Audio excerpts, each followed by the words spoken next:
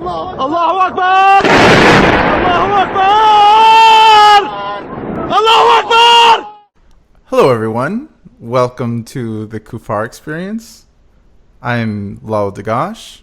I'm here with Joe, also known as the last Pharaoh, and Jenn, also known as Skeppo.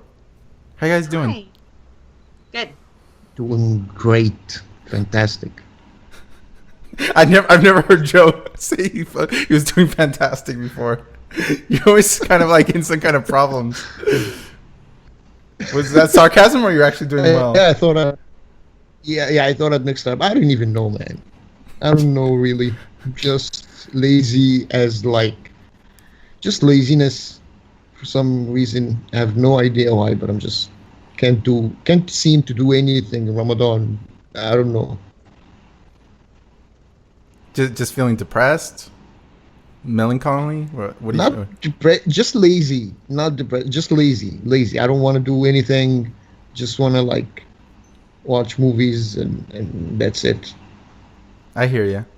How are you doing, Jenn? Yeah. I'm fine. All right. Yeah. So Joe wanted to bring up a subject that I still don't really understand what it is. So Joe, you want to explain what you wanted to talk about today?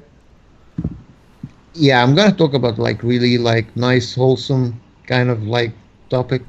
It's called breastfeeding adults or something like that. It's called something in Arabic that roughly translates to adult breastfeeding. How do you say it in Arabic? Is the Irda al-Kabir, which means adult breastfeeding. It actually means that, adult breastfeeding, which it's an idea that is, I think it was Aisha, the Muhammad's wife, who said it, that there was some guy who needed to come into the house, but he's not related, so it's kind of haram for him to just come and go as he pleases. So what she did was she breastfed him, so he can be like her son kinda or something. So basically now he can just go wherever he wants, see her without her shit, whatever, that kind of a thing. So people have been saying that you can use that for if you have a job where you have to be around male coworkers, that you should breastfeed them. To make it halal to be around them. Yeah, to kind of Wait. them, who is going to be breastfeeding the men? So if you're a woman and you're working in a whatever, an office, and you have two male co-workers, that you should breastfeed them, so they could become kind of family related. So it's not haram anymore for you to be alone with them in an office, That's supposed to make them like your son or something, that you breastfeeded. And who said this? Who brought up this idea? Aisha, I think it was Muhammad's. But now who's saying this now? No, a lot of people but the debate is, it's not whether this is acceptable or not. The debate is whether to breastfeed him directly from her tits, or to just milk herself in a shot glass or whatever and give him the milk to drink it. Okay. So to summarize, if I'm understanding this correctly, because Aisha breastfed Muhammad, am I getting that right? Not Muhammad, dude. He's his wife. No, man. He was a strange guy. Oh, okay. So there's no problem for Muhammad. Muhammad is her husband. Okay. Whatever. It was a strange guy that he shouldn't come in the house because he's not related, and he that kind of a thing, that you have supposed to be separate men from women. Women shouldn't be with men in a house alone. But since she breastfed him, it was okay. Yeah, it's fine now. Okay, so the idea is that since in Islam, a woman shouldn't be alone with a man in a room, Even out, Yeah, and this there's also this also counts towards work. That like a single woman, whatever. There is an it is like something in Sharia. I don't remember where it was from really, but it's a saying. You know, the same thing with like, you know, you have sayings in religions. You know, so the idea, the concept is ما اجتمع رجل وامرأة في مكان إلا وكان ثالثهما الشيطان, which translate to there has never been a man and a woman in one place without the devil being their third, or something like that. So, you know, you cannot have women and men in like a place, because obviously they're just gonna start fucking. So that's the whole thing. So Okay. who had the genius idea to introduce tits into that mix? I had no idea.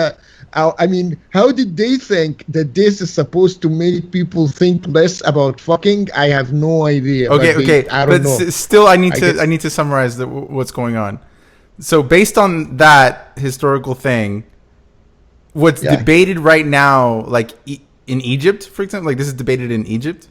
Yeah, it was. It was like a couple of years ago. It was Okay. like a big thing in the media, and people were just like, "What the fuck is this?" Okay, so it's debated in Egypt if at a workplace a woman should let men. No. It was debated in the media that this is like too, like, There was a ridiculous. fatwa issued in 2007 by Dr. Izzat Atiyah, and said that female workers should breastfeed their male coworkers in order to work in each other's company. So they actually did have a fatwa based on it.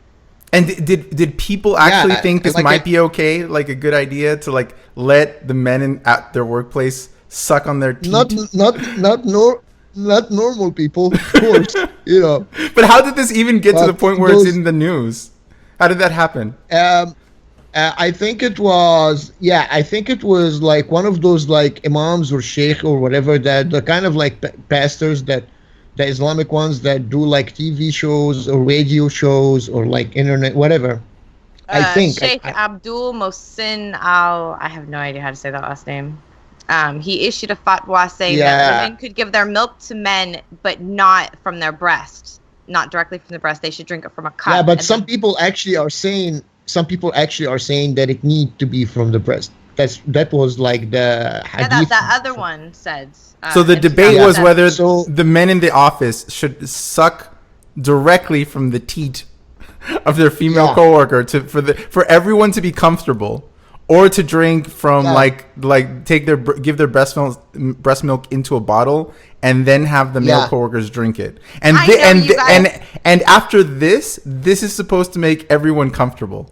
You guys don't have breasts, Yeah. but I always feel more comfortable after someone suckled my breasts. It's a bonding ceremony, even for like just men I happen to be passing by. I'm always like, hey, suck my breast, and then we have a moment, and it just makes the whole atmosphere much more comfortable. So Joe, let me ask you: is this something that that even for Egyptians is just off the wall, crazy? All the women listen to this, and they're just like, "This is insane." It's just or are there any women who think, or men who think, that you ever were around when this was being debated, that think, "Oh fuck no, nobody." No. People were just like, "What the fuck are you like even what?" And again, people just don't know their religion. That's the problem. The same thing happened when so that guy issued a fatwa, like I said, because someone sent him a question that I think it was a woman. She needed to work with like a man, do something like that, and he issued that fatwa based on that. That's like, if you want to work with them, give him some titties, basically. So the same thing happened when like some other guy issued a fatwa saying that a man can fuck his dead wife. What? Once, before he buried her. I think the fatwa was like, if she died today, you have until like the sunrise of the next day. It was called the goodbye fuck, or goodbye coitus, something like goodbye intercourse. And this is a fatwa that was issued allowing this? oh yeah, that you can, she's your wife. If she's your wife, shouldn't just go willy-nilly fucking like corpses, whatever, But if it's your whenever wife, you want. If it's your wife, then it's not haram. It's not exactly, something that you should do, but it's cool if you did it. It's not that outrageous, basically. And the same thing just happened in the media and stuff. People just lost their shit. And I think it's very telling when moderate Muslims flip their shit in the Middle East about stuff like that. They always attack the guy that issued the fatwa and say that he's like insane. They never look at the evidence he's presenting. He didn't just invent this shit like from his head. He have hadith, he have something that he could base his fatwa on. This is how fatwas work. So what you're saying is that even though it sounds really insane what this guy is saying, it doesn't mean that it's actually not actually based on real religious scripture. This is how fatwas work. This is how fatwas work. It's a science. There is a science that you study in like Sharia school called how to issue a fatwa. People seem to think that anyone can just issue a fatwa just willy-nilly, just out of the blue. No, you have to have evidence. You have to base your fatwa on something. You can't just say whatever you want. And it's subject to peer review and all of that. People, a certain amount of like religious scholars need to agree on something before it becomes like a legitimate fatwa that you can issue and refer people to.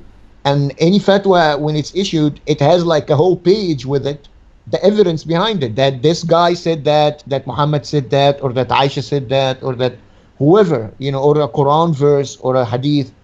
Fatwas are not just like rambling, they have evidence. That's the definition of fatwa, actually. That in the Arabic word that's the definition of it, that it's like something that you interpret based on scripture. It's not like an opinion piece or something.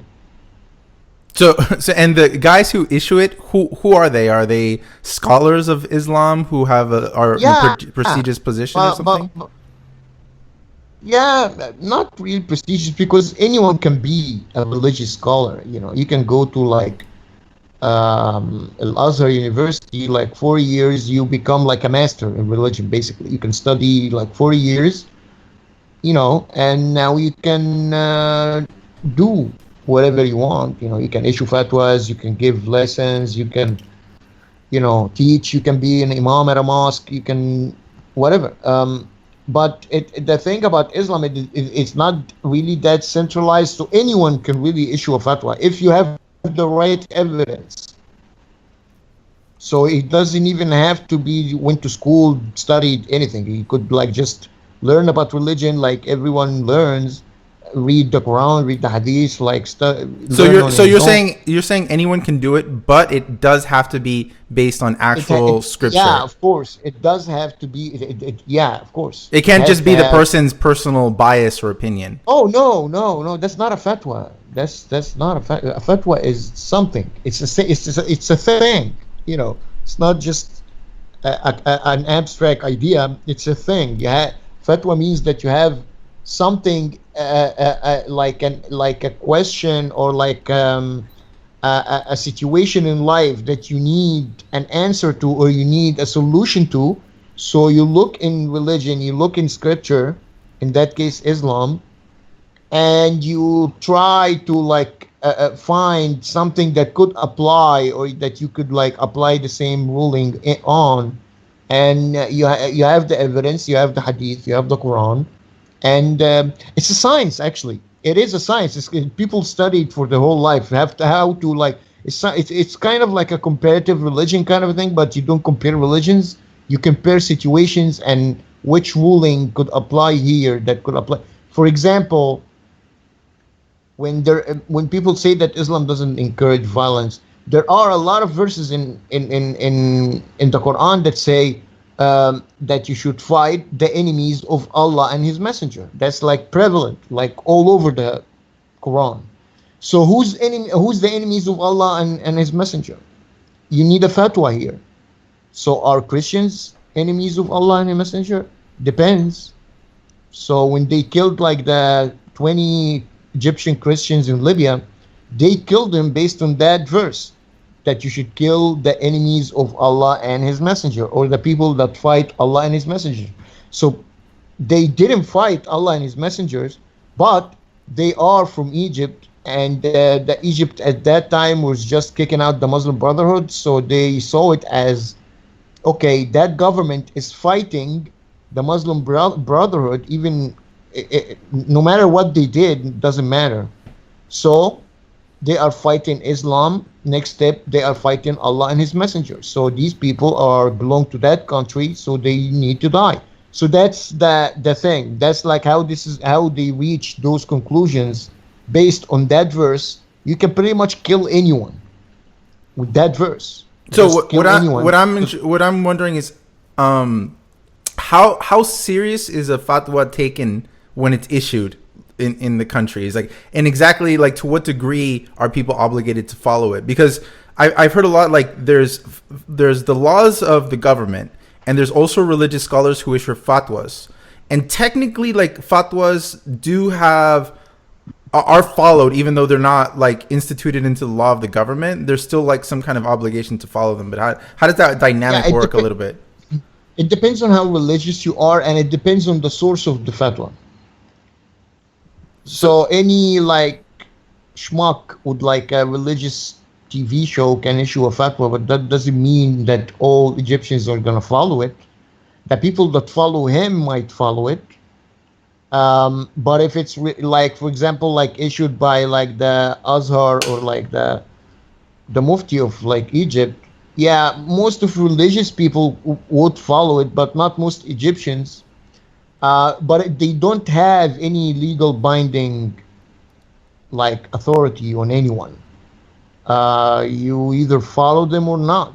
You know, that's the thing about fatwas too, that you can follow them if you trust the source. If you don't have to follow them.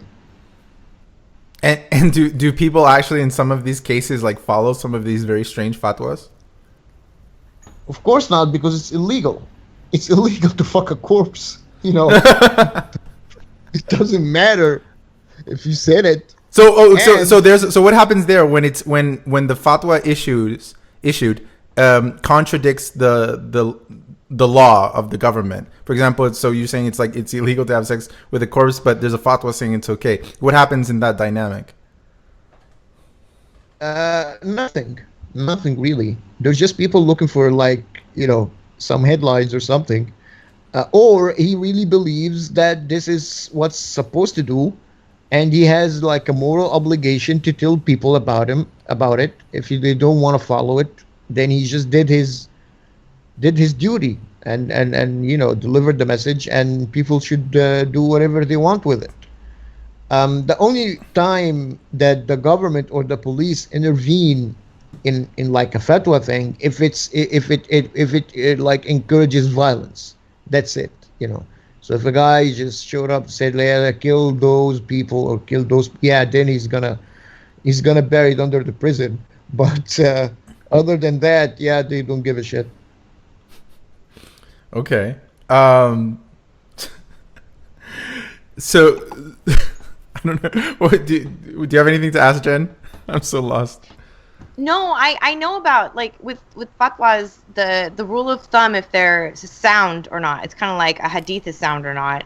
They have to be obviously generally a scholar, but they have to be based on the Quran, not just hadith. So if the dude says, I make this fatwa and it's based on this hadith only, nobody should follow it because it's not a sound fatwa. It would have to be based on the Quran, and generally you find most of your answers in the Quran, so you wouldn't need to have a fatwa issued. So it's meant to be rare, but yeah, it's look, the fatwa thing, if it doesn't have a clear evidence in the Quran, because there is also a kind of like a legal principle in Sharia, which is that you have different shades between right and wrong. So between halal and haram, you have different shades. So you have something that's favorable that Can you Makruh, right? maybe, and yeah, wait. makruh So is not, do you want to explain really yeah, quick halal and haram? I know what they mean, but just for people who maybe don't And know. yeah. makruh. So Don't forget. yeah, so halal is like totally like you should do it, you have every right to do it. And haram is totally forbidding. You should never do it. Okay?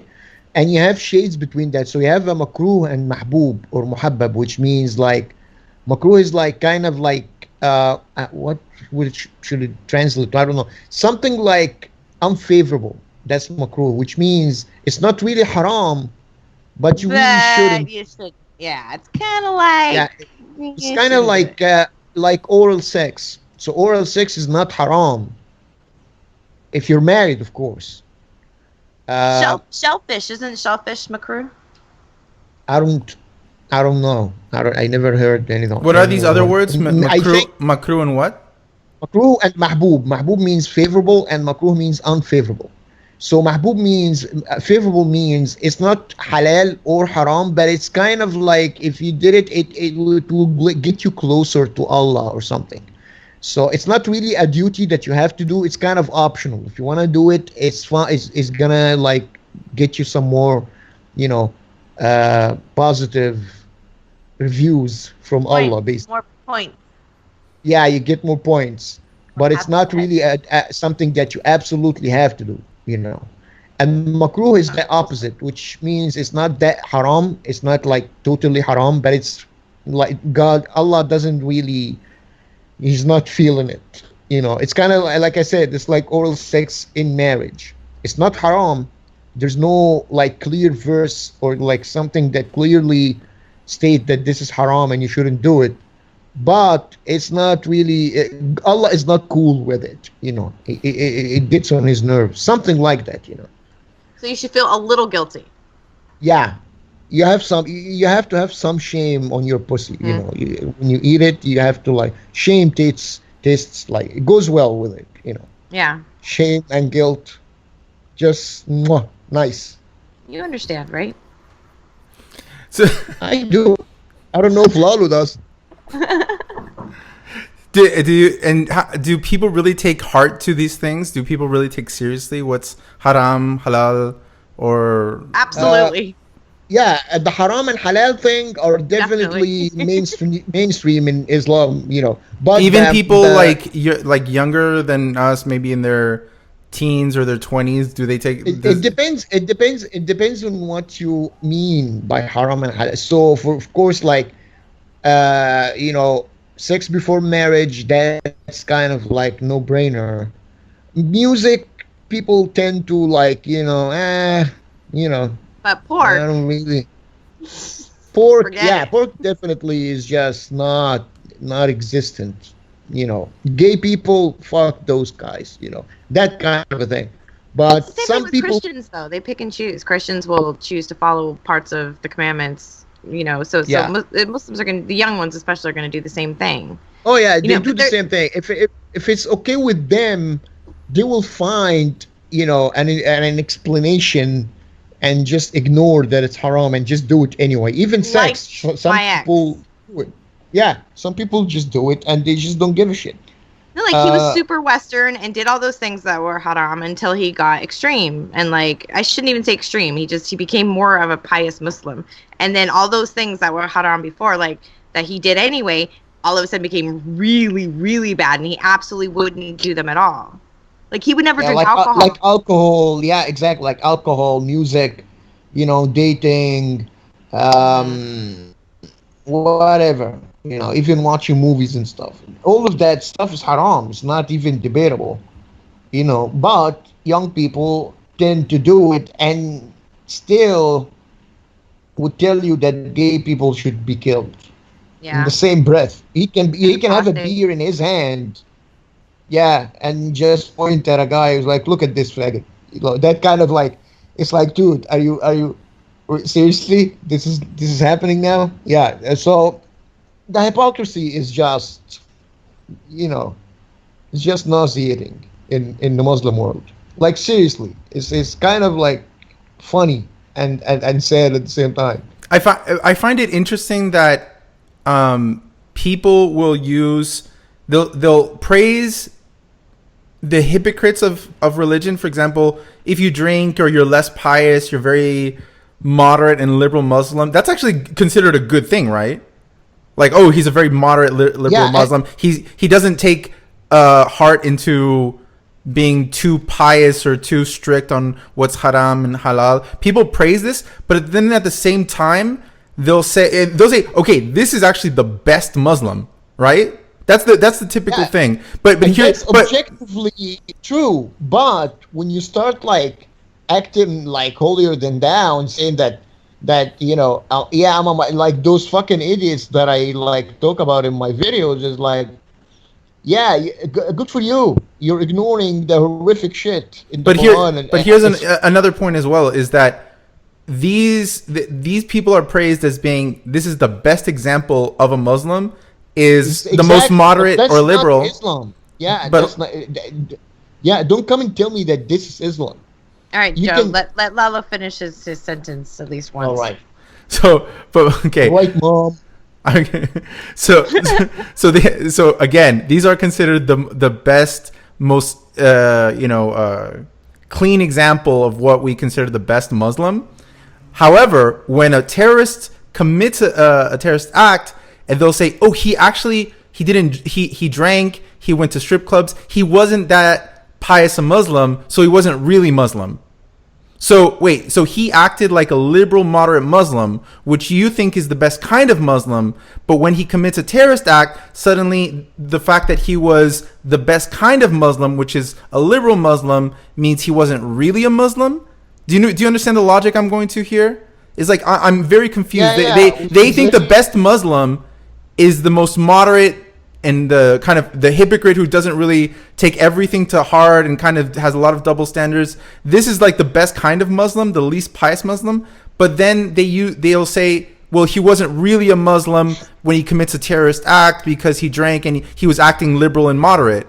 So what they're saying is that the moderate liberals aren't really Muslims then? Because do you understand the logic there? It's very kind of like, I don't know exactly what they're saying. Like, it sounds to me like their ideal Muslim kind of committed a terrorist act, and now he's not a real Muslim. So you're saying moderate Muslims are not really Muslim? That ISIS? Yeah, is you really always Muslim? hear those regressive like assholes like tell you, look, dude, I know Muslims. They're kind of cool. They don't have like beards and shit. They just normal people. And again, I say, okay, but they're really not following Islam then. So they're not really that. So you shouldn't base your views about Islam based on those people, but based on those YouTubers that you see, the Muslim YouTubers that you see that are fucking girls left and right and doing their nails and even female or male. They're both like living. So they only like say they're Muslim just to have like that victimhood. Because it's like socially acceptable now to be like, I think I wrote it somewhere yesterday. It's like being Muslim is the new black now. You know, that you have that like mentality that people are like, that Muslims are kind of victims now. So people like want to be Muslim for some reason, just to have that card and have that like victimhood mentality. But that they're not really Muslim. They're just Muslims by name. You shouldn't base your views about Islam based on those people. And like you said, once they do something horrible, then everyone, they're not really Muslim. No, that's what we're saying. We're saying that they're not really that Muslim. And still, they went and killed people. So that should be to me, what I'm saying is also that they're applying the ISIS mentality when it's convenient for them. Because because ISIS will say, well, if you drink, if you listen to music, if you watch Western movies, if you go to strip clubs, if you go on dates before marriage, you're not a real Muslim, right? This is what ISIS will say.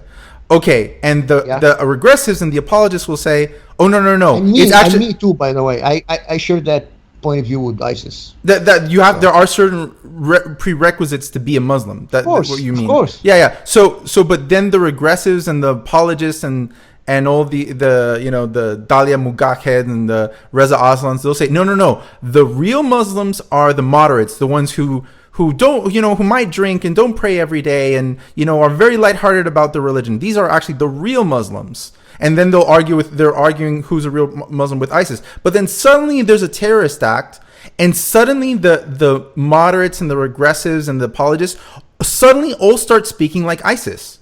Right? They'll start saying, oh, no. These terrorists, they weren't really Muslims because they drank, because they went on dates, because they went to strip clubs, because they listened to hip hop music. So they're not really Muslims. Wait, so you're saying the exact same reasons they're not Muslim that ISIS is giving? Suddenly, how do they explain Omar Mateen then? Because he was a moderate Muslim. His wife didn't even cover her head, and he went and killed all those people. How do they explain that? He was a quote unquote. He was the example. It was yeah, exactly. So he's the ideal version of a Muslim, but they won't say that. But they won't say in that instance where you have a Muslim terrorist, suddenly that ideal version of Islam suddenly no, it doesn't count. And now we're going to start using ISIS's talking points that, oh no, see, he drank, he wasn't that religious, and blah blah blah blah. So suddenly you're using the talking points of ISIS to prove a point. You're right. It makes no sense. So it boggles the mind how they can do that. So essentially what they're saying that suddenly it's when we see a moderate Muslim commit the acts of like terrorist acts, that suddenly the regressives and the apologists share the exact same opinion as to what a real Muslim should be doing. Right? Because they'll say, oh, he drank, and you're not supposed to drink in Islam. Oh, he listened to music, you're not supposed to listen to music in Islam. Oh, he went to strip clubs, you're not supposed to do that in Islam. So, oh wow, suddenly you share all the same opinions as to what a real Muslim is with ISIS all of a sudden. And then tomorrow after the attack, you're going to go back to saying, oh no, the real Muslims are the ones who actually do drink and do go to strip clubs and do listen to music. Oh, wait, you just said yesterday that's not a real Muslim. Every time this happens, I notice a huge double standard here, a cognitive dissonance. That's really. Yeah. That's why you never I always say I really want to kidnap one of those people, and just say sit them down, and really I want to know do they really believe that stuff? Because they're not gonna debate me willingly. They're just not. Actually, the guy I did the video on, it turns out he did a hangout or a Skype call with the guy who was responding to the guy from Singapore. Adam Saleh, that guy, yeah.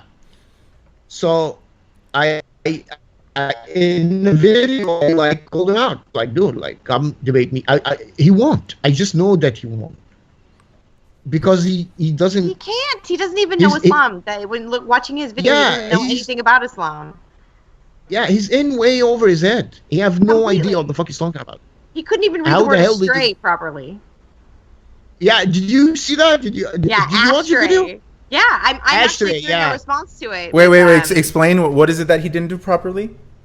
He read. Okay, this is the part because I actually am doing a video on this right now.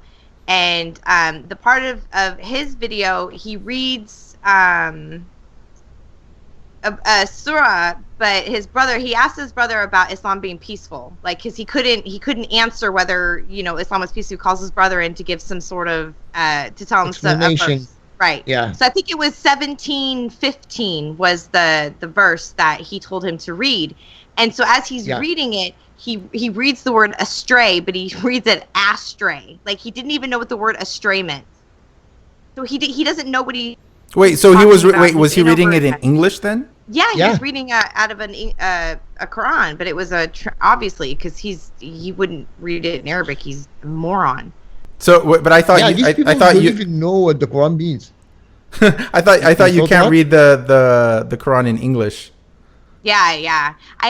There's one surah in the Quran that it talks about how rape, how you can rape slaves, and I've got 15 different translations, and the differences between them, it's really maybe one or two words, and it doesn't really change the general impact of the actual verse when it's translated. So I know they argue that all the time, but it just doesn't. There's a very good website called X Quran, I think, which has like all the different, if you put in a verse, it will get you all the different translations and you can see, compare between them. Very rarely do you have a verse which, the translation changed the meaning that much. Yeah, maybe like Even between, yeah, even between different English versions. Yeah, like you said, it doesn't really change. And of course, in Arabic, it's much worse, which is always crazy when people tell me you should read it in Arabic. Like, yeah, dude, don't Arabic, read it in Arabic. It's way worse. yeah, it's much worse. It's It much, was much worse. But Surah wait, but Al-Isra. I thought there was some kind of global conspiracy to make the Quran sound more violent in English. Because apparently, because that's what I keep hearing, that every time a person interprets the Quran from the English version, they said, well, you didn't read in Arabic, therefore that's why you don't understand it. And that, so what they're saying basically by that is that for some reason every translation from the Quran from Arabic to English always 100% of the time is interpreted by every translator to a more violent interpretation. Every single verse, every translator. By the way, yeah, those translators are never not Muslims. Never not. Yeah, never. That's true. They're never not Muslim. Every single translation is by a Muslim guy. So we didn't, not we. I mean, it's not like Zionists like translated the Quran into English. But this is. I've never heard the argument. But I've never heard a Muslim say that the English translation is actually less violent than the Arabic. It's always that the English interpretation that you're reading, for some reason, is always more aggressive, more violent. It's never that, no. Right? That's what they'll always say. It's like, well, you didn't read it in Arabic. No. It's the impact, man. It's the impact, because people that know Arabic and read the Quran in Arabic, they've read it their whole life, to the impact on them of the words of, like, for example, like, pour boiling water on them till the skin melts and their bowels expand outwards. The impact of those words on people that read it in Arabic is not big, because they've heard it like a million times since they were kids, so it's not really that, it doesn't affect them that much. So they're talking about actually the impact, because for the first time, people outside of that bubble can see those words and like say to themselves, like, the usual responses, like, what the fuck is this? How the fuck could you call that peaceful, man? So they're talking about the impact. They don't like the translations because normal people can read them, and people. So you're saying that really what they're saying is, well, I've become numb to this, that it doesn't shock me anymore. And the problem is that you're reading a translation for the first time, not like me, who I've heard this a million times since I was 1. But you're hearing it now at 20, and it's shocking to you. Look, yeah, you can see it. Yeah, go ahead. A good example is the Adam Saleh thingy, the 1715 Surah Al-Isra, right? That's the one he quotes, and he can't read astray. So in Sahih International, it says the verses, whoever is guided is only guided for the benefit of his soul, and whoever errs only errs against it, and no bearer of burdens will bear the burden of another. And never would we punish until we sent a messenger, right? Okay? Now, Another translation says, whoever goes right, then he goes right only for the benefit of his own self. And whoever goes astray, then he goes astray to his own loss. No one laden with burdens can bear another's burden, and we never punish until we have sent a messenger to give warning. The other one's like a direct translation, and this one is kind of made nicer into English. Yeah. So it actually, the Arabic one is worse. So if you tell them to read just like in Arabic or the direct translation, it comes across worse than the English. Does that make sense? Do you see how the two, they're not exactly the same, but the one that's a direct Arabic translation is way worse. No, in Arabic, it's much more dismissive, I think. No, but for an English person to read it and read the direct translation, it has more of an impact if they read it in Arabic as opposed to English, where it's kind of watered down and made pretty. That's what I'm saying. In Arabic, it's more, the verse that you're talking about, I know it. In Arabic, it's much more dismissive. In Arabic, it basically translates, it looks like it's like you get what's coming to you. That's what it means in Arabic. It's like, if you look, if you're not, If you want to fuck around, and just gonna, you're gonna get what's coming to you. His argument was that you have a warning before Allah punishes you. So in this one, in his English translation, it's like, oh, he gives you a warning, and then, it's all nice. He doesn't just punish you. I always love that the excuses they give, that a Muslim might give to a certain verse, doesn't make it okay after the excuse. Right? they make it sound like it does. Like, for example, here, it's really horrible, but his justification is that, well, you get a warning.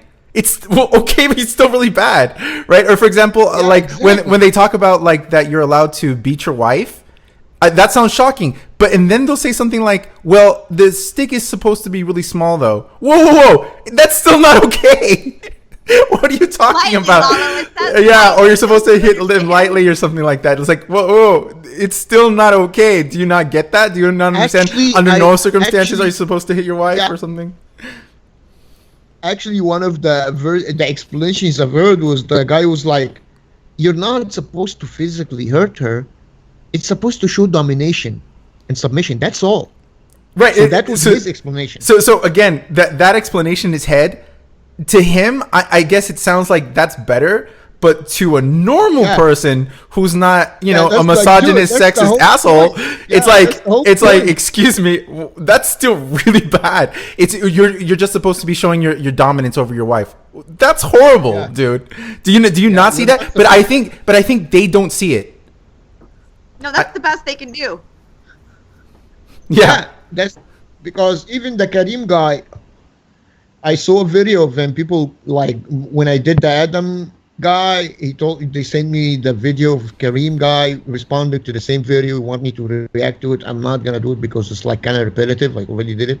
So, but in his video, he actually said, okay, that verse, it says you can hit your wife. It's in the Quran.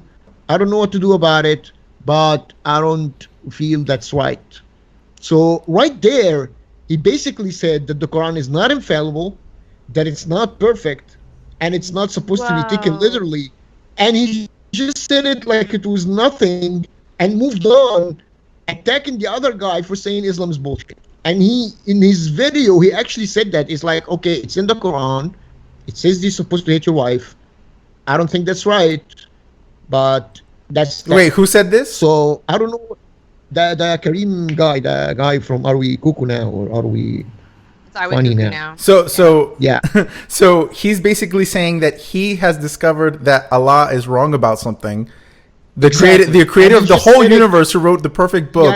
He's decided that he's wrong on one thing. It was nothing. Yeah, he said it like it was not like while he's reading like someone else for saying that Islam is bullshit. Yeah, he just said it like he's reading like Rick Ross lyrics or something. Like it's my man like Rizé is wrong on this one, but it's so good. That's basically what he said. It's like he's reviewing a book. So he's this young guy. He's talking about God, Allah, who created the entire universe, the world, the solar system, the stars, everything. He gave the human race the perfect book after which to live your lives. And this guy on YouTube has decided for everyone else where Allah is wrong and right. Yeah, and I'm sure that's amazing. The cognitive dissonance there is just and he's in the process of defending that exact verse against the MSC guy, because the MSC guy is saying that this verse is sexist, and he's attempting to refute that. And his refutation is not that the words aren't there or that's what it means, but he just doesn't agree with it. Yeah, I actually respected him more for doing this. Because the other guy, Adam Saleh guy, you know what his response was for that verse? Literally, you know what his response was? Yeah, you say that this verse is sexy. It's not, bro. It's not. He literally said that. We hold women up. Women it's are not. jewels. Why isn't it? They're beautiful. They're amazing. They have soft skin and beautiful hair. That's what he was saying about it. Wait, but what was his excuse on that verse though? He's saying it's not sexist, but why isn't it sexist? It's not. It's not, bro. That's it? Just that it's not, bro.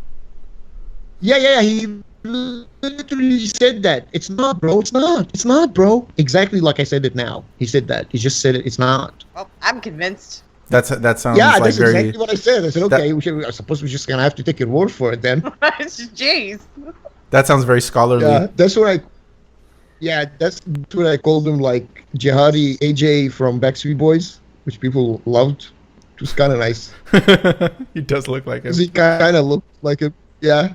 But yeah, he just said that. No, he actually, and he also said, women go through so much. We respect women. We respect women. He kept saying woman as plural. I don't know why. He seems not to be able to say women. He keeps saying woman. We respect woman. He always said that. It's kind of weird. Calling Amos dude, bro, she, he, because of his hair, like saying she, he. Yeah. Constantly. Did you see him when he said, "We like women like you with like soft skin and long hair"? Yeah. I was like, oh, that was so messed up. Wait, we should tell the people who are listening what video is this so they can watch it. Okay, the video is called "Most Racist YouTuber Disrespects Islam," I think. And on which channel? I think it's called Adam Saleh channel. Vlogs. All right. Yeah.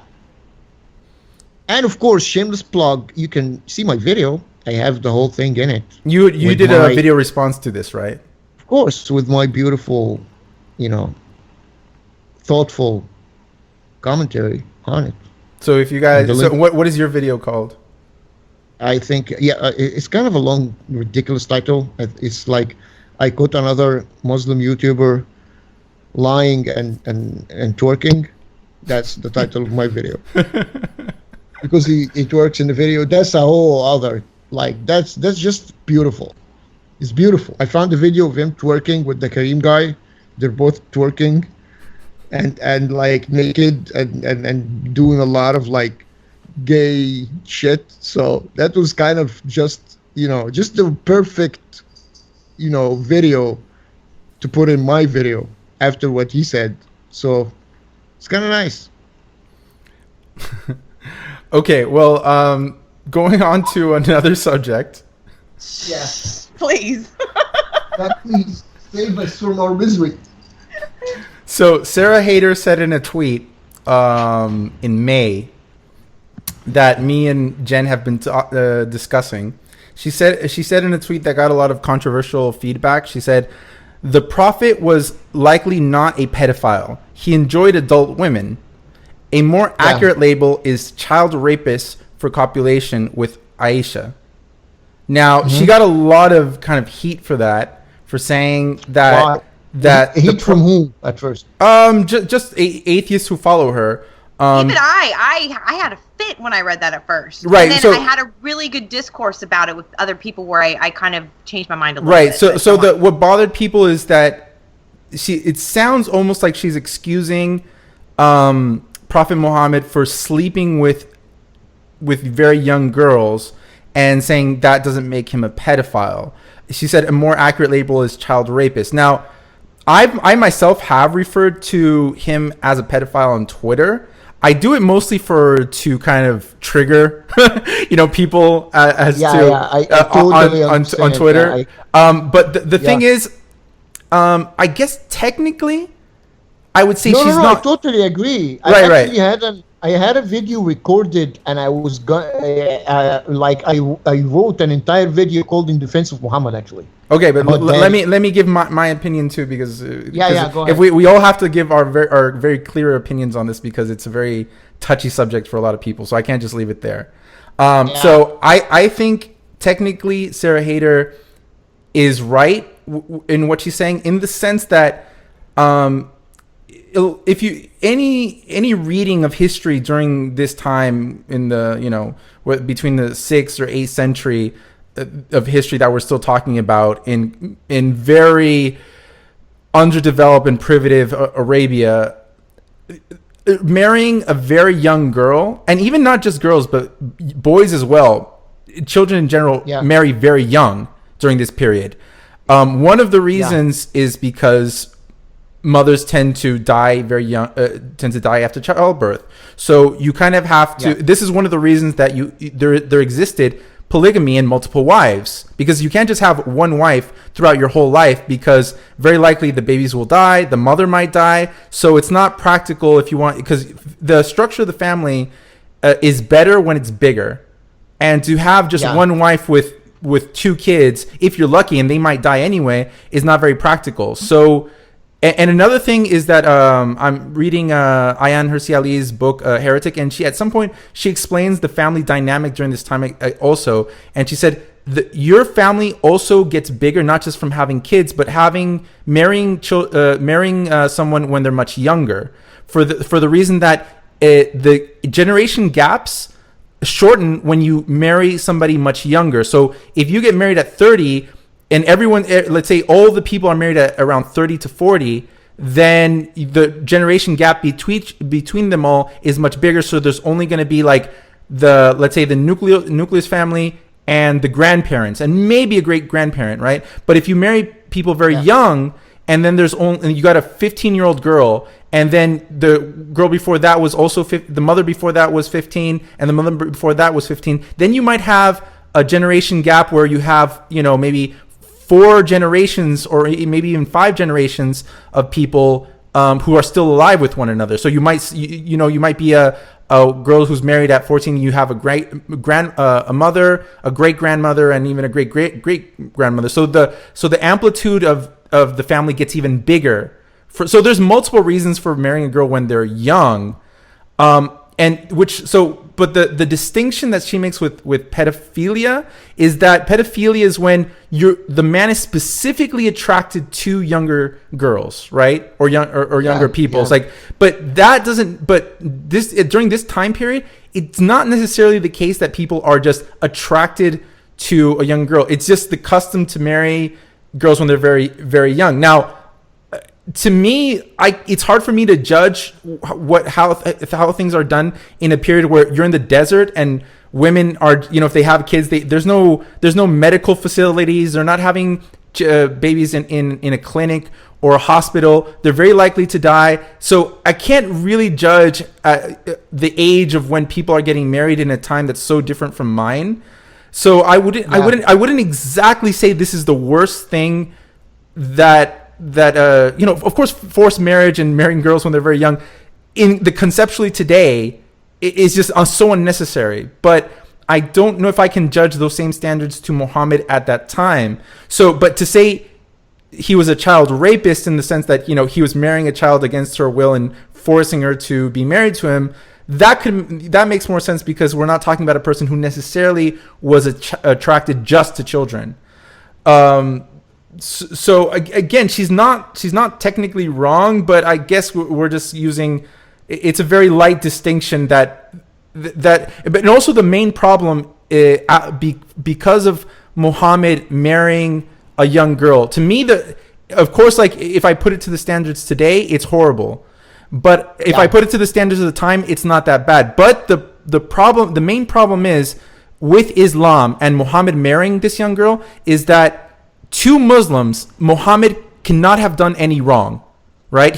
There's nothing he did that was incorrect, immoral, or unethical. So the problem today is, and the main problem with him having married a young girl is that Muslims cannot say that to marry a girl who's at the age that Muhammad married a girl of, right? Like Aisha, whether she's 9 or 14 or 12, whatever. If Muhammad married a girl at a certain age, then it's in their interest to, not because necessarily Muslims want to marry young girls. That could be for some people the reason, but for other people the reason could be that they want to protect Muhammad's perfect ethical standard. And so if they say it's wrong to marry a girl when she's 9, then what they're saying, what Muhammad did is wrong, and they can't say that. Right, so they have to protect his integrity and say, no, it's not wrong to marry a girl at 9 because Muhammad did it, and Muhammad cannot have done anything wrong. So it's not necessarily that's even exactly what they're saying. Yeah, so that's, to me, I'm trying to at least give some Muslims the benefit of the doubt when they say that marrying young girls is okay. Not necessarily it's that they're like pedophiles who want to marry young girls, but to them it's just that they have to protect the integrity and the profile of the Prophet. You can't say he did something completely immoral and unethical. Do you agree with me, I Joe? think what Or am I wrong? Oh yeah, I think what we're doing here is one of the, you know, the one of the most beautiful things about being an atheist, which is you can be fair and you can be logical, and you don't have to be an idiot who just, you know, repeats talking points. Just Because I've hating been on always people. kind of like, yeah, I was always feeling kind of weird about the whole. People kept saying that the whole pedophilia thing, but I always looked at it. Okay, adding to your think about the family structure, you have to understand something. Back then, you were only as strong as how many people that can fight are in your family. That's your whole worth in the entire world. Because there's no police, no one is gonna have your back. So if your family or your tribe can't defend itself by having people ready to fight, you're fucked. So the whole generation gaps thing also came from war. Because, for example, if I'm a 30-year-old father, I just got married and I have a kid that's 1 year old, and I go to war and I got killed, we're gonna have to wait 15 years or something for my boy to be old enough to avenge me or to go to war in my place. And in that time, my family can't eat because this is how they used to like make money by going to war. Uh, so they used to marry very young because it doesn't matter how old the guy could be, as long as his wife is like, okay, she's 10, the guy is like 11, 12, they're gonna get married, they're gonna have a kid. By the time the guy is in fighting age, like 15, 16, his kid is like 5, 6. So the gap is not that big as if it was like 30 years old when he got married.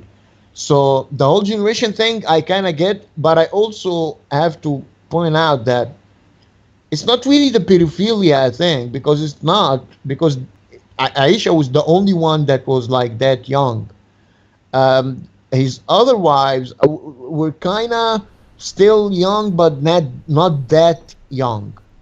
Some of them were over like age. Some of them were like normal women. He But groomed Aisha though. Ugh.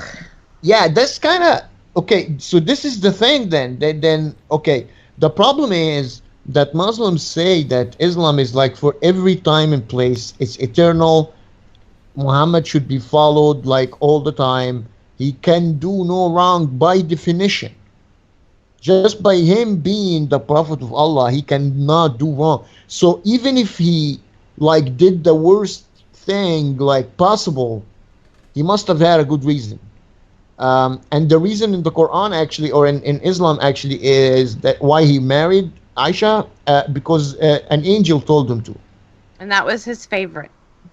Yeah, that an angel came to him in like a vision or something. Gabriel came to him and he told him that Allah is telling you that this girl is your wife now. He played with her with toys. Ugh, it's so gross. So, yeah, okay, so that happened, but are you now gonna come and tell me that this is cool? Because it's not. Well, I mean, It's to me, not cool. that's what I'm saying. Like, you know, Jenn, obviously, when you hear the story, if you're for your own moral standards today, yes, it sounds very repulsive. I can at least give leeway in the sense that this is a completely different world than the world we live in. Exactly. Right. Have you So- read the hadiths, Lalo, about their About, their Oh, relationship? the hadiths are really long. I've Have seen, you read them though? I've No? read no. I've read the Quran. I've read some of the hadiths here and there. There's no way I'm going to get through them all. It's a You lot. should read the ones There's pertaining a lot to of Aisha there's a lot of herself, hadiths because yeah. they're really, really creepy.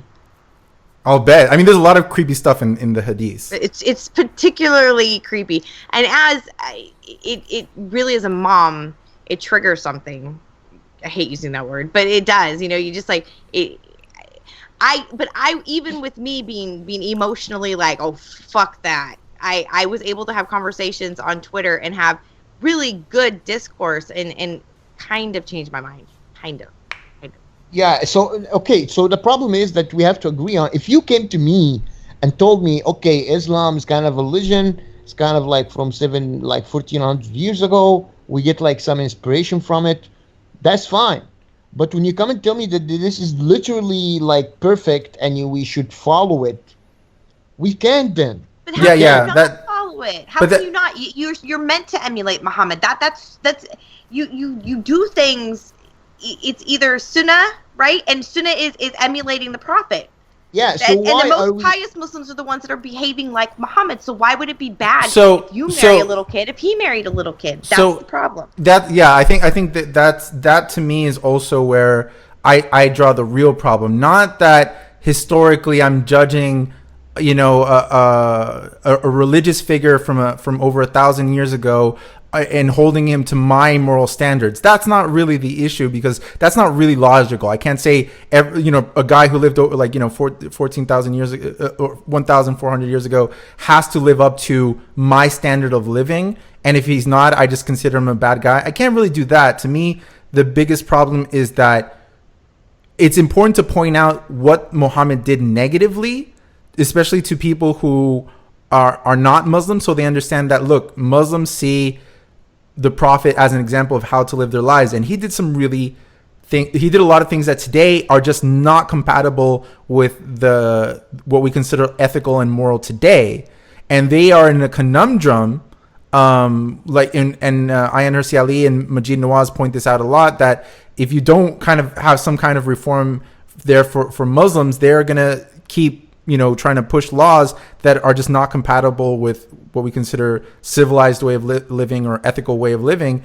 And him having married young girls and them saying, well, no, there's no way this is wrong because he's just a perfect example of a human being, that puts societies in a very tough position.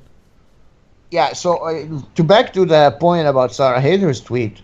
So if you're gonna just follow like the academic definition of a pedophile, I don't think it applies. Well, then he's not a child Because- rapist either, because that was his wife when he had sex with her. No. I think child abuser is more like. Because he did groom her. In the stories, he grooms her, and Yeah, that and is he his used favorite, to- and it's really icky to read. Yeah, and he used to have like sexual things done to her even before 9 years old. Yeah. So it's, Fine. people don't seem to understand what really happened. They think he just married her when she was 6 and he just put her in the fridge till she was 9. No, No. in those 3 years, shit happened. But you know, he didn't like fully penetrate her until she was 9. So people seems to, and I swear to God, when you talk to Muslims, they really think that there's a big difference between 6 and 9, and that 9 is like kind of okay.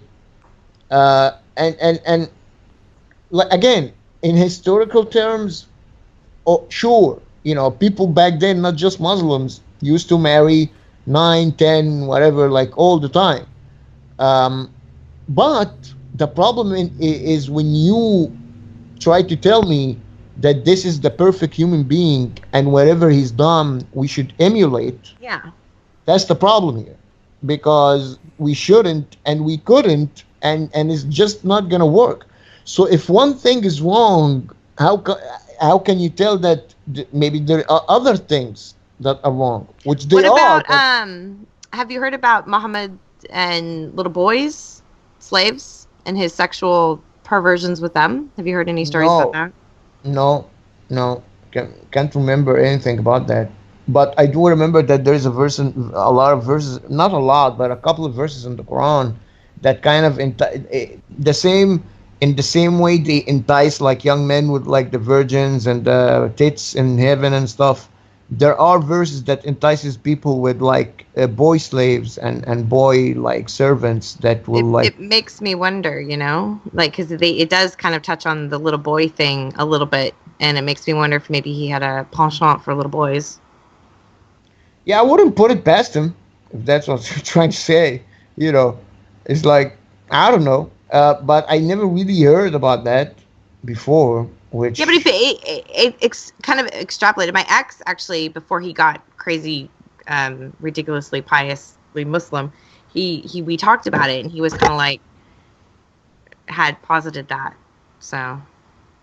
you positive? You mean you like thought about it? Mm-hmm. And then, well, he did talk to me about it, and Do you Don't think you- do you think, Joe, that this might be the main problem that Muslims face today in the world? Not so much the verses of the Quran, but that dogmatic belief that you have to follow the role of Muhammad to be No, because as a it's model being for used to excuse sexual abuse in even now, like of boys.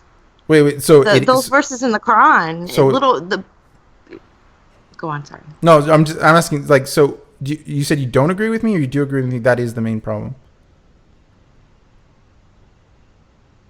The role that they see Muhammad as a role model of how to live, that is one of the main problems that Muslims face today. He was a really terrible dude. Yeah, I think actually I'm kind of like sick and tired about arguing with Muslims about Muhammad. I think we should move past it. I don't think we should talk about character and morality of Muhammad anymore. It's irrelevant, and it's just not gonna go anywhere. I So think what- Sorry. yeah. I think the focus should be on the Quran itself and the errors in it, and like the scientific errors, like stuff we can prove that are just not true. So kind of the way we argued the Bible when people first started Yeah, arguing because with if Christians. you go down, if you go down the rabbit hole of like Muhammad and Aisha and 9 years old and 6 years old, and did he kill the Jews or didn't he kill the Jews? Did he really hate fucking? I don't give a shit. And it's That's just a good not gonna. point. Yeah, it's just not gonna take us anywhere, really, because you can always find it. Well, it was a different time. Well, girls like grew up faster. Well, she did have her period. All of that shit is just not gonna get us anywhere.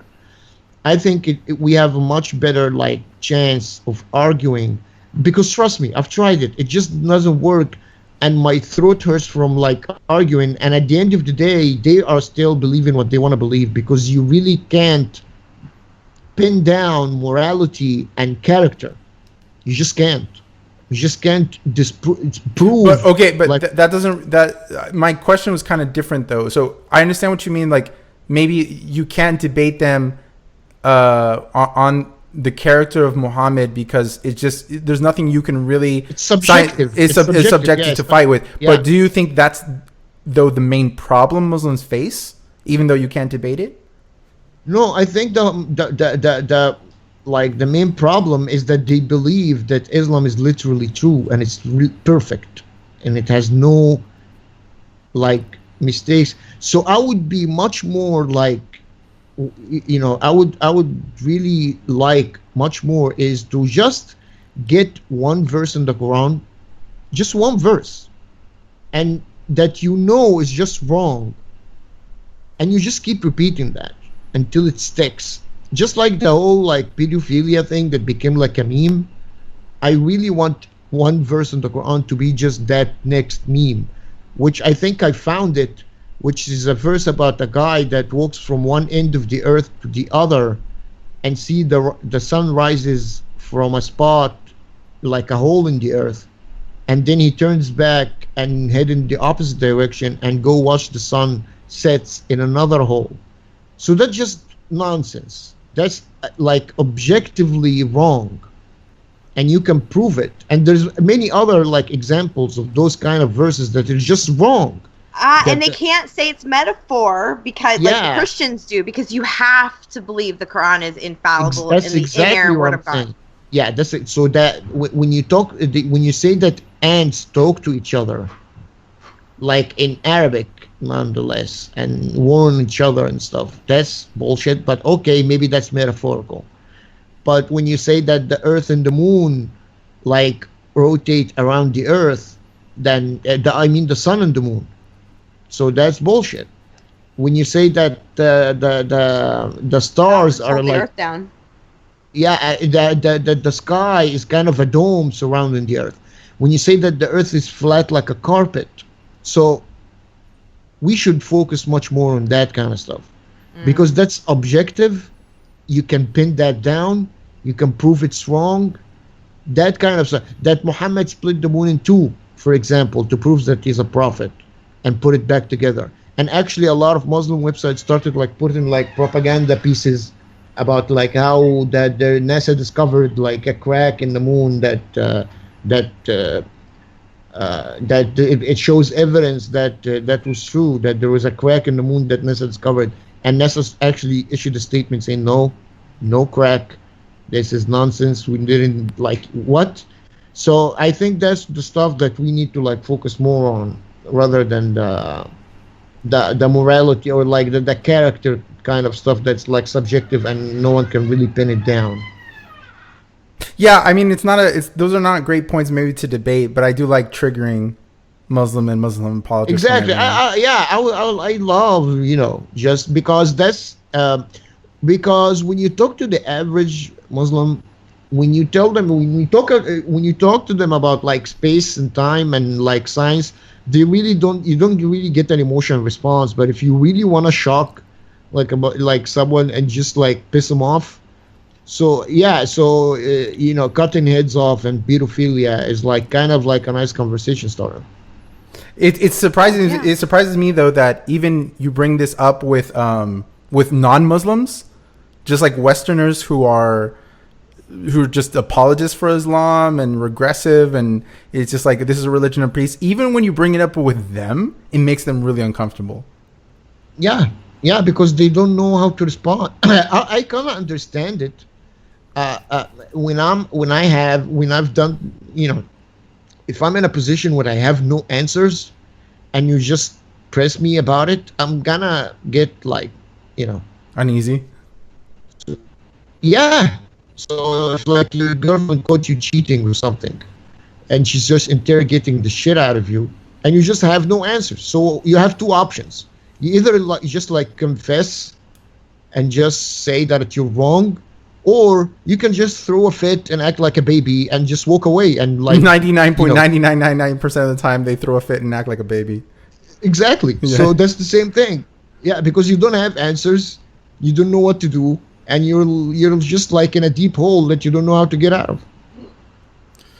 Yep. Okay, well, let's leave this episode here. I don't want to make the video as long as the last one. Any last words, guys, before we tune out? I want to know what Jenn thinks about like the Sarah Hager tweet, that she's like fully agree, kind of agree. What's up? I would even argue that he wasn't even a child rapist. How so? Because he married her. You could still rape somebody you're married to. You must be have some Muslim residue still in your brain if you think a woman can't get raped in marriage. I mean, what they judge consent by today's standards. That 6-year-old totally had it coming. She was asking for it. Her skirt was short. I don't know what your guys' problem is. You can marry somebody you can rape somebody when you're married to them. You know that, right? No, yes, you can. No, I believe that he no, in Islam you can't rape. Well, not in Islam, but just like, in normal world stuff. It is possible to rape someone you're in a relationship with. But no, he definitely was not a pedophile. I don't get that vibe. Some of the stories regarding Aisha are really creepy. It makes me want to throw up. But again, like you said, you can't really judge him based on, how it was in the past. But, I think Sarah's right. I think that she's splitting hairs to split hairs because kind of in the West, it's the same thing. If you fuck a kid, you're a pedophile. It's kind of like, well, let's argue about this when there's really no argument needed. I don't know what her purpose was for doing that, but it did, like I said before. I think no, which is wrong. What you said is that in the West, when like if you fuck a kid, you're a pedophile. It's wrong because it's not true. Because you can be a pedophile and not fuck kids. Yeah, I know. And you can fuck a kid and not be a pedophile. It's kind of like I understand where she was coming from because you're right. But it's kind of like it's just a word that is synonymous with kid fucking. Do you know what I mean? So yeah. Well, I brought this up when we were talking before, Jen. Like, for example, there was the musician a long time ago, Jerry Lee Lewis, right? Who married his kind of distant cousin, and I forget how old she was when he married 13. her. But I think I looked it up. 13. Was it 13? So 13, like really young, right? But they got there was no rape involved there. they got married. They were married for, all their lives from what I remember. Yeah. I wouldn't necessarily I don't know if he just fell in love with that person he fell in love with, and they got married, and they were in love forever. Yeah. But was he necessarily a pedophile then? Like, I wouldn't say so. No, you're right. You're right. It's not necessarily the case. I don't know. If we look, it's important to make that delineation. I don't. You know what? I have to agree with Joe that I don't think that it's really splitting hairs. It doesn't matter that much.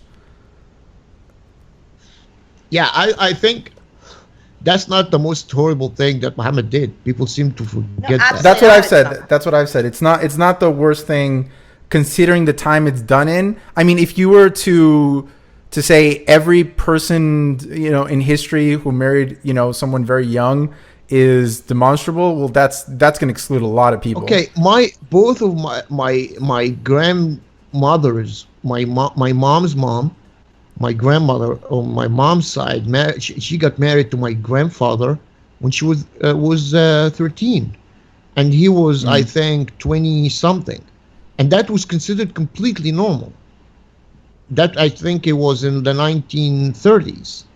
So that's not out of. I mean, that's 1930s, and even then, I don't like. It's not in me to say, for example, in Joe's story right there, I just can't hold his grandfather. It was your great grandfather or grandfather. There was no rape involved. They got married. Her father basically just agreed with my grandfather's father. Okay, but in the case of Aisha, would you say that there was rape? Because it was the same thing. It was the same thing. He went to her father, and asked him. So is he a child rapist? No, I wouldn't say rapist. Again, I would say by today's standards, he's like a child abuser. Okay. He's not rapist because if you want to really get into the legal terminology, he kind of raped her because she couldn't give consent by today's standards because she was under 18, so she couldn't give like legal consent by today's standards. Okay, back then, but I don't think she was. I don't think she was kicking and screaming. If that's what you're asking, she was not like struggling or something. But we don't know that. We don't know if she was. No. Right? We kind of know. We kind of know because that was normal back then. Like everyone did it. She maybe I don't want to get graphic, but maybe she kind of like it was in pain or something. But I don't think she was like kicking and screaming because she's been living with him for 3 years and he's been like basically groping her all the time. So that's true. Like with the okay. But hold on. So the thing is, I don't think we can know at all about the situation of Aisha and Muhammad. It's too distant. A million things could have happened that are not written, so it doesn't really matter. No, but the Mormon thing, Joseph Smith was with a 14-year-old girl. Angel came to him and said, you need to marry this person, and he groomed her. And I had a fit about that when I first left the Mormon church. But 14 was still very young for in the 1800s. But girls got married very young back then. And my grandmother was 16 when she got married. Yeah. So same thing. I totally understand that. So that what I was trying to say was I reacted emotionally to this subject because I'm a mom and because I'm a victim of abuse. Okay. I'm very, very emotionally to the subject. But when Sarah Hader made that tweet, and because I'm not a closed-minded asshole, I was able to sit down with people that I didn't agree with and have long conversations about it and change my mind. And again, that's one of the most beautiful things of being an atheist or being kind of like reasonable person. Yeah. Is that we're sitting here defending Muhammad. That's like kind of like unthinkable, but so they cannot do the same. So exactly, I think that's a win for us. I think that's we could have just sat here and say how horrible everything he did was and just say what a jerk. But we are like kind of like mentally developed enough to just be objective, be kind of like fair, and just discuss something without being like emotional and stuff. Like Jenn, like she should be like, no, she was able to put aside her emotions and her experiences and her like all of the shit that she dealt with And no, she reached a conclusion based on just logic, people. It's kind of nice. You should try It it. happens to women once in a while. I mean, I know there's no logical brain in a woman's head, but once in a while, when I'm around men, some of it brushes off on me. It's so cool. Yeah. And it happens like that. And I guess it was one of those times. Yeah, that's why we should like pat you on the head and just give you one of those, like, just a tap on the ass, just a quick one, just to give you like some support, that you were like able to finally have like a couple of thoughts and rub them together and get like some sort of idea out of them. Because that fuels a woman's ego to slap her on the ass. No, just to show her, no, just to give her like, that one of those, just supportive, just at a girl kind of like, good on you that you like were able to. Right. Oh, okay. Well, thank you guys for listening to. We had to end on some like Yeah. It Yeah. always ends on some casual sexism, some casual misogyny. Every time we end, it has to end with some little casual misogyny. yeah, it's kind of nice. I'll sue one of these days. I will. It'll get so bad. I'm gonna make massive like lawsuit. It'll be fine. I'm making a lot of money. Okay, guys. Okay. Okay. Say goodnight, Jen. Allahu Akbar. Joe. Allahu Akbar. Allahu Akbar, guys. Good night. Good night.